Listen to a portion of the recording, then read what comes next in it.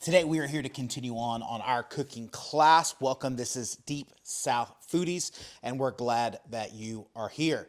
Now we have been deep diving, we have done basic knife skills, we have worked on our sauces, our stocks. Now it's kind of on to meat butchery. And today we've got the Mac Daddy of them all, the most expensive probably that's out there.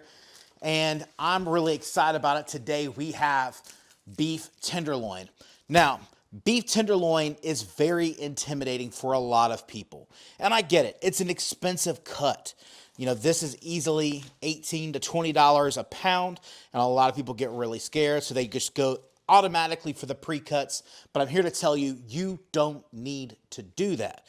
With just a couple of tries. And again, the first one you might mess up. But again, this is something over time you could definitely be saving money on if you're an at-home cook going to Sam's Club or Costco or your local butcher shop, getting a whole loin. You'll save yourselves a lot of money. Because we're going to show you not just how to get your barrel cuts and your center cuts, but we're also going to focus in on getting some kebabs and different things out of here to make this completely worth your while. So don't miss out. All right, first things first, when messing with tenderloin, we want to make sure that we have the right knife. So I think a lot of people go and they think they got to get some massive, thing like this that's, you're going to have so much terrible trim on this thing, it's not going to be worth your while. So don't even do that. The next thing, they're like, oh, butcher cleaver. Definitely not. Waste of money. Honestly, unless you're hacking at whole animals, you don't ever need this. What you need, 90% of your work is going to be done right here with a nice good bony knife or a fillet knife.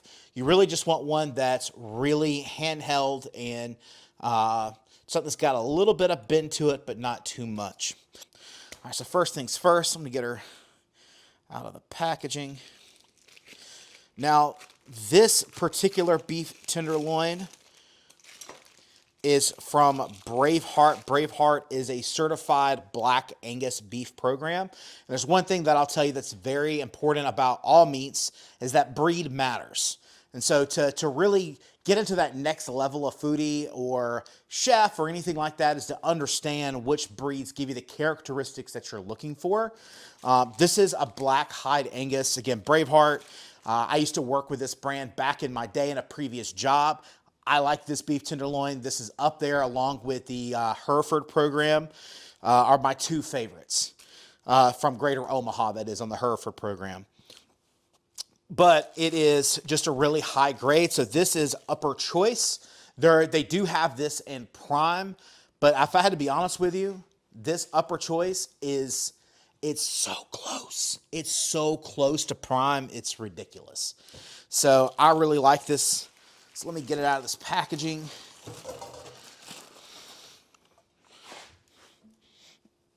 And I'm going to give it a quick dry off, just so I can get some of the excess off of it. Now you want to butcher while it's cold because we definitely want all of those fats nice and solid. All right, there we go. Get all that excess off. That's why I like having these towels around. You can throw it in the laundry, use it again the next time. All right. So first things first, looking at it, we got our two different sides, and I do have an overhead camera, so we'll kind of go back and forth. So if you're zoomed out, you'll see this bad boy. But this is the head. This is the tail. Right here at the head, we've got really three muscles kind of colliding. We have this bit that runs right here. We have another muscle that's kind of intersecting over here, plus the full tenderloin, which peaks down to here. Now, we're going to figure out how to kind of deal with that in a minute. First things first, let's kind of get some of this excess off. So we're going to kind of start peeling that. Don't feel like you got to rip at anything just yet. Let's get as much excess off as you can. A lot of this just pulls right off. Very minimal assistance. There you go. See, look, separating it out. A firm believer that hands are an important tool. I know a lot of times people want to get in wear like 8 gloves when they touch raw meat. But honestly, by touch, it's just something about it that kind of gives you just a little bit extra control and understanding of the meat. You feel the fibers of the meat, where the fat is. Something to be said about that. All right. So I'm going to take off this bottom muscle first now that I've separated it out. So let's kind of come along. Again, you'll see a natural seam there. And then it kind of tapers off. So there we go. I'm going to deal with all that section in a minute. So let's kind of clean up here. Now all that's going to have to come off. What we're really wanting to do is remove as much of the sinewed fat as possible. Not all fat is bad on a tenderloin. I know a lot of places they'll go and they'll take a whole bunch off, and then, you know, there's really not as much intermuscular fat in there, so they're going to end up dry. So I don't mind a little bit of muscle. Sorry, I don't mind a little bit of fat on my tenderloin, but I don't want any of the silver skin. I don't want any of this nastiness. Yeah, that's off the dome. Off the dome. Yeah. I never let nobody with no motion try to hold me. I'm an OG, and that's the old me. The way I'm sitting nowadays, the money stacked 9 ways. I'm sipping on a latte. Why they all call me bougie? Bougie. I don't want no prayers from no haters. Probably waiting on my downfall. Mad that we made it in my wins on time. Why you trying? This down here, it's what a lot of people call the chain. This is just kind of where this meets up against the rib section. So all of this right here, that's not going to be really edible. Now what we got to do is we're just going to gently shave it. So instead of putting your knife down like that, I want you to get your knife almost flat and just kind of scrape across. Look, it just kind of comes right off. Put it on like a little 10-degree angle.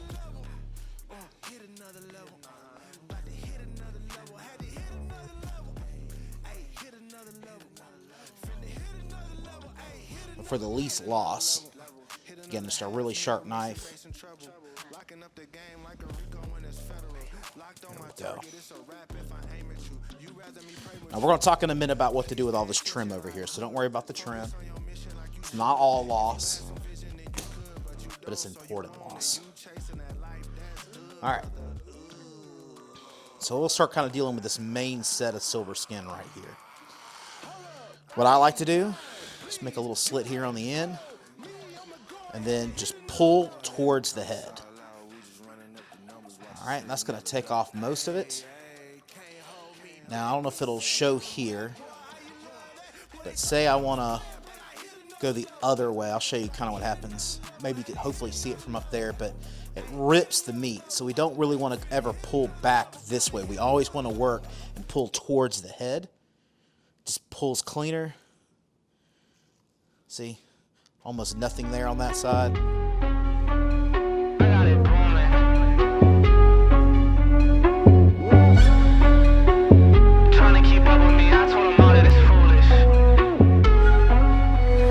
I got it booming. Stats going up, we all going dumb, not stupid.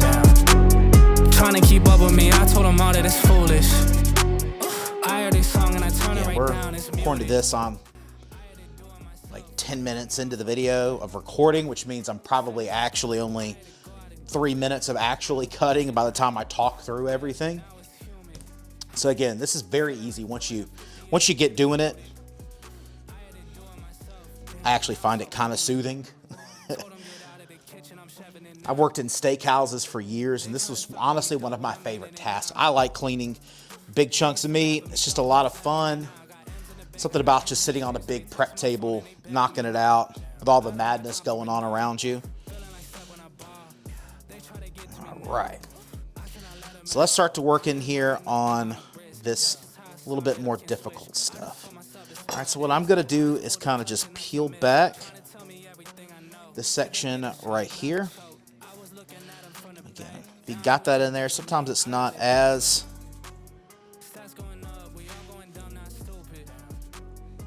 much. There we go. Perfection.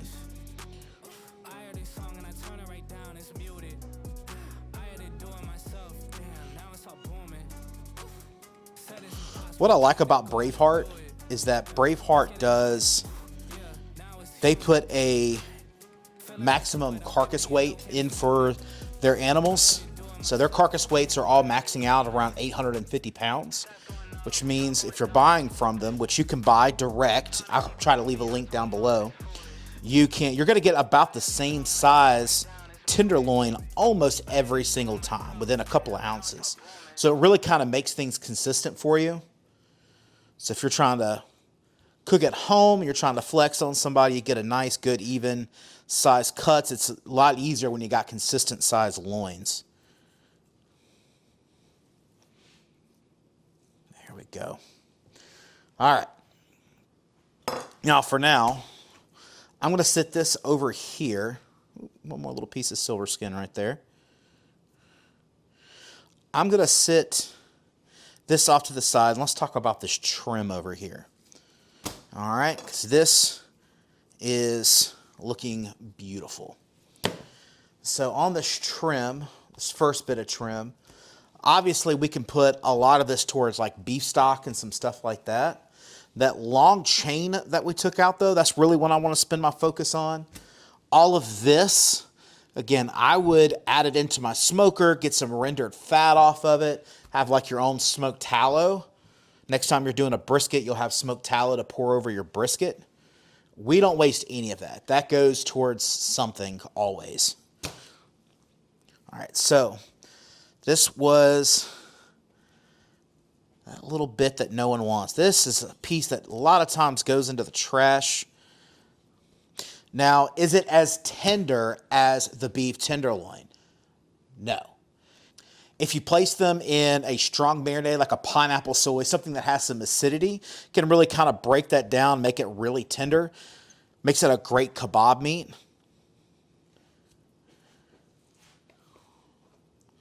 Again, so in the middle of this, there's silver skin that's kind of intermingling in there. So what we're trying to do is just kind of work our way through that. Again, if you pay $18 a pound for it, you might as well take your moment and make sure that we get it right. We get every morsel of meat that we can out of here. These little nubs, we're not going to really be able to do anything with. Again, beef tallow. That's typically the name of my game. I like smoked fat to wrap my briskets or beef bones or anything of that nature.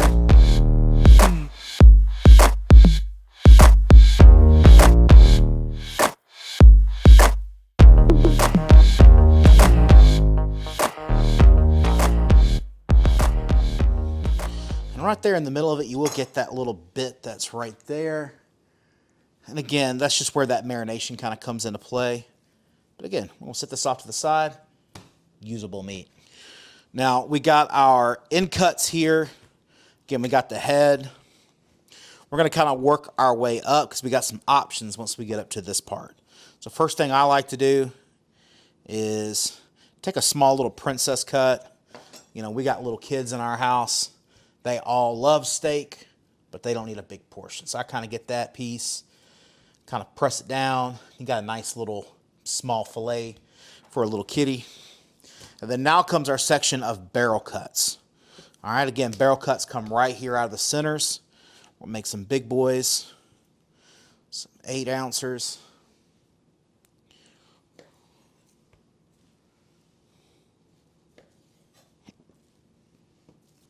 And just take a look at that. I mean, that's marbled really, really well. That's exactly what I'm looking for when I get a nice cut of beef tenderloin, man. Just some nice intermuscular fat. All right.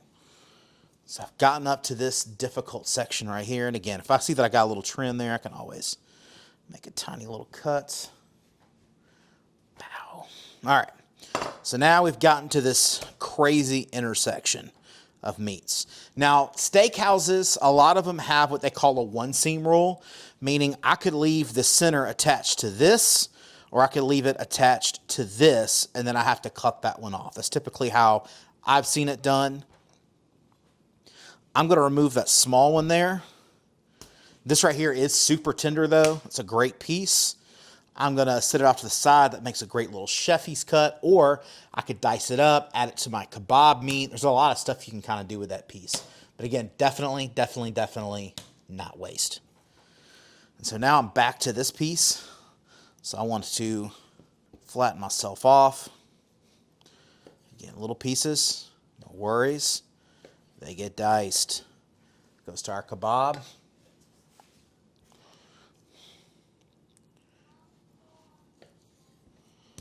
Again, when you get these, you can kind of mash them. Again, you can't really tell that you got that seam in there.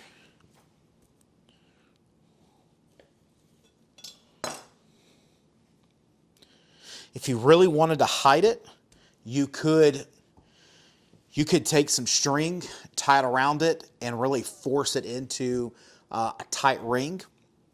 Restaurants will do that because as the proteins cook, and they coagulate, it'll actually hold that seam together. It's kind of a great way to have that there and nobody ever really know. The natural proteins will coagulate it up and hold it together. All right, and then you kind of got this piece down here on the end. You could do a couple things. You could cut it right here. Again, have princess cut. You could dice it up. I'm going to make princess cut out of it. I got little princesses that love beef tenderloins. I got some steak girls here in the house, so I always hold on to that little bit for them. And again, nice little piece of kebab there on the end. All right, so let's take a look at what we got. All right.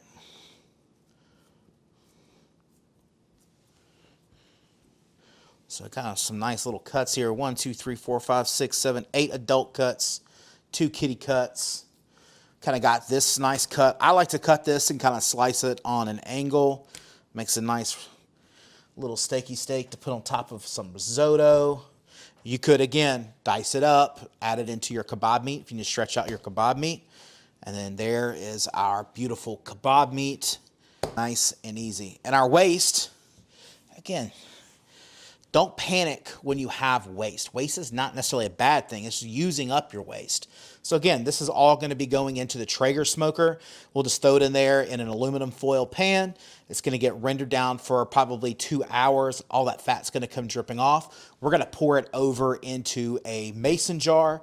And then we've got beautiful smoked tallow to wrap up our beef ribs or beef brisket, whatever we got working. And it just makes it extra delicious. I hope that you enjoyed. This is, again, a quick class, a part of our Deep South Foodies Culinaries class. If you like this, there are plenty more videos that are out there, including a ribeye, a New York strip. And again, it's all about teaching you at home how to be the best mini chef possible. My name's Jonathan Boyd. We'll see you over in this next video right here.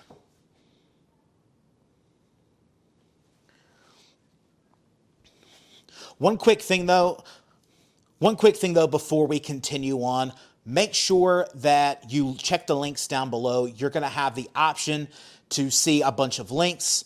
Those are going to be items that you might need to complete this course or to make your kitchen better. That's chef's knives, butcher blocks, mixing bowls, whisks, spoons, anything like that that helps the channel out if you purchase through those links. Costs you zero extra, but it does really help our channel. Thank you so much. Let's get back to the video.